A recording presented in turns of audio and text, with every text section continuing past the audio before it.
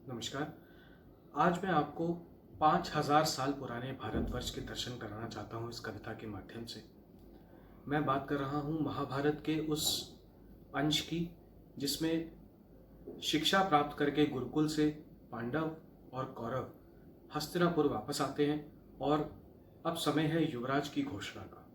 उसी बीच में कैसे कर्ण आते हैं और कैसे उनको जातिवाद का सामना करना पड़ता है और किस प्रकार कर्ण की दुर्योधन से मित्रता होती है। इन्हीं सब बातों को लेकर ये कविता लिखी है मैंने और आशा करता हूं कि आपको पसंद आएगी। आइए सुनते हैं। प्राप्त कर शिक्षा का धन धर्मराज और दुर्योधन गुरुकुल से हस्तिनापुर आए। साथ सारे भ्राता आए। कोई बनके धनुर्धारी लौटा, खड़ग वीर बन आया कोई। कोई मल्ल युद्ध का स्वामी, गदा धारण कर आया कोई। भीष्म प्रतिज्ञा का आघात अब तक ना मिटा था। राज सिंहासन हस्तिनापुर का मरघट सा पटा था। हुए एकत्र सभा सभासद, कुछ आस लेकर आज। शूर वीरों में पर बन सकता था एक ही युवराज। प्रतिभागी एकत्र हुए अपने कर्तव्य दिखलाने को।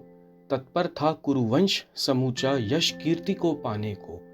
एक ओर दुर्योधन था और उसके भ्राता खड़े सहस्त्र। धर्मराज के भ्राता सारे सुशोभित ले हाथों में अस्त्र। काट अंगूठा एकलव्य का, द्रोणाचार्य संचय में थे। श्रेष्ठ धनुर्धर अर्जुन है, यह विचार कर चिंतन में थे। ग्लानित था मत किंचित था पक्षपात के घात से। मौन खड़े थे गुरु द्रोण भी पश्चाताप के भाव से। बिगुल बजा आरंभ हुआ घमासान शूर वीरों में। विद्युत दौड़ गई सब जन में और मौन खड़े अधीरों में। धवल कांति के वस्त्र धूमिल हुए समरसी भूमि में। शंख नाद बजने लगे सभी योद्धाओं की खूबी में। नतमस्तक हो हार गए युधिष्ठिर नकुल और सहदेव। भीम जा गिरे धरती पर, स्तब्ध रह गए वायुदेव। दुर्योधन अहंकार के वश में छाती तान गदा को साध। नहीं किंचित हुआ तनिक भी सामने पा धनुर्धारी पार्थ। गुरु को कर प्रणाम पार्थ ने दी टंकार और साधा बाण। अर्जुन बरस पड़ा दुर्योधन पर, था आतुर लेने को प्राण। ध्वस्त हुआ बल दुर्योधन का बाणों के चक्रव्यूह में। जय घोष हुआ जयकार हुई पांडव के समूह में। कृपाचार्य भीष्म और विदुर लगे हर्ष उल्लास मनाने। द्रोण ने लंबी आह भरी, लगे मन ही मन मुस्काने। क्रूर दुर्योधन से मिला छुटकारा, युवराज युधिष्ठिर होंगे। राज सिंहासन पर धर्मराज अब स्वयं प्रतिष्ठित होंगे। सकल भूमि पर अर्जुन जैसा अद्भुत वीर नहीं कोई। युद्ध कला में मुझ अर्जुन सा निपुण नहीं कोई दोई। द्रोण वचनों से जैसे बना कोई शूर वीरों का वर्ण। प्रकट हुआ यकायक अचंभित कर कुंती पुत्र कर्ण। बोला अर्जुन वीर हो तुम, इस पर तनिक संदेह नहीं है। ना भेद सके तेरे बाण जिसे, ऐसी कोई देह नहीं है। पर यदि कहते हो अर्जुन तुम सा नहीं दूसरा जग में, तो रण करो अर्जुन मुझसे, आज खड़ा हूं तेरे मग में। आंगन में क्रीड़ा करने को युद्ध कला तुम कहते हो।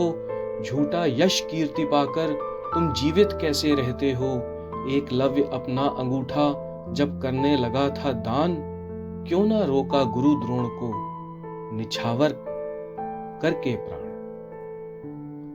मूक ना खड़े हो पार्थ तुम, आओ मुझसे युद्ध करो। हो सकल विश्व विजेता, परास्त कर मुझे सिद्ध करो। तरकस खाली कर दो अपना, छोड़ो मुझ पर बाण। और पार्थ निज वीरता का कुछ तो धरो प्रमाण। तुमने कर्तव्य दिखलाया यह खेल मुझे भी आता है। सुनो मेरी धनुष गर्जना से समूचा विश्व थर्राता है। यदि पराजय इसी क्षण तुम करते हो स्वीकार, बदले में सिखला दूंगा नवीन तुम्हें कला दो चार। कहकर कर्ण ने धनुष धारण कर की भीषण टंकार, सहज उठी धरती सहसा सुनकर धनवा की झनकार। पक्षी तितर बितर उड़े चहुदिस, सिंह गज लगे गरजाने। आंख खुली रह गई जन जन की, सभी लगे नाचने गाने। आतिशबाजी युद्ध कला की करी कर्ण ने ऐसे, चकित रह गए भीष्म द्रोण स्तब्ध खड़े हों जैसे। यह क्या, यह कौन है, कहां से आया है यह जीव, कौन वंश है इसका, वीर है कैसे इतना संजीव। कृपाचार्य आगे बढ़े, कहा धीर धरो तनिक तुम वीर, जाति बताओ गोत्र कहो तुम, कहा होकर गंभीर। उच्च वंश का मानव ही अर्जुन से लड़ सकता है, हो मुकुटधारी कोई राजा तो ही वह भिड़ सकता है। यह सुनकर कर्ण के मुख पर क्रोध भयंकर छाया, जब राजसभा में जातिवाद का प्रमाण सामने आया।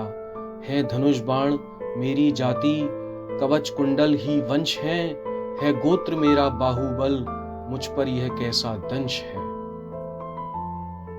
बोला व्रथा से कुंठित होकर, यह जाति क्या होती है, पौरुष की जाति तो वीर पुरुष की छाती में होती है। जाति पूछकर मुझको रण से क्यों वंचित करते हो, असत्य साक्ष्य पर इतिहास क्यों संचित करते हो। आज हारे हैं राम शबरी के झूठे बेरों को खाकर, हारे गोविंद भी गोकुल की गाय भैंस चराकर। जातिवाद की यह कुप्रथा मानवता ले डूबेगी, श्रृंखला उत्पीड़न की इस तरह कभी न टूटेगी। फिर भी यदि मेरी जाति का मांगते हो सबूत, सुनो क्षत्रिय वंश समूचा, मैं मात्र एक हूं सूत। माता मेरी प्रिय राधे, पिता सारथी पूज अधीरथ, बहुत लाड़ पाला मुझको दिया निवाला हर सूरत। कृपाचार्य बोले निश्चय कर्ण, तू होगा वीरों में वीर, अद्भुत तेरी कला है कर्ण और अद्भुत हैं तेरे तीर।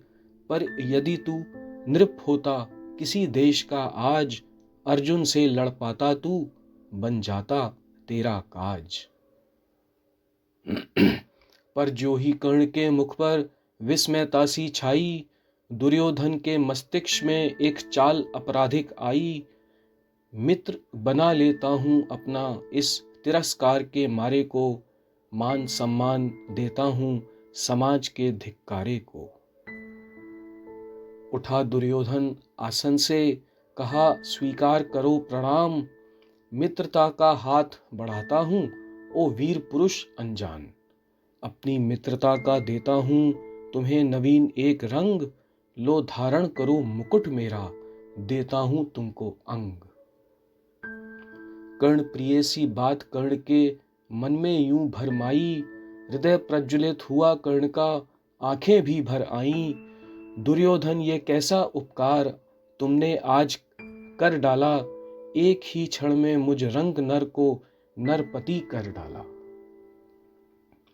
तुमने दिया है मान बदले में, मैं भी कुछ तुमको दूंगा, कैसी भी हो विपदा प्रचंड तुम पर नहीं मैं आने दूंगा।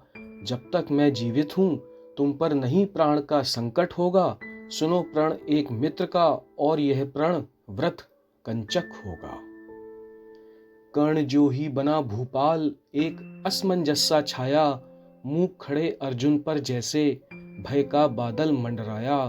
परंतु सूर्यदेव कर चुके थे पश्चिम को प्रस्थान, जन जन निकल पड़े थे छोड़कर अपना भी स्थान। रण टला और बला टली, भरी द्रोण ने आह, जातिवाद और मित्रता का अद्भुत था प्रवाह। परंपरा की भांति कुटिल चलता यही चलन है, यही सार है, यही जीवन है और यही मरण है।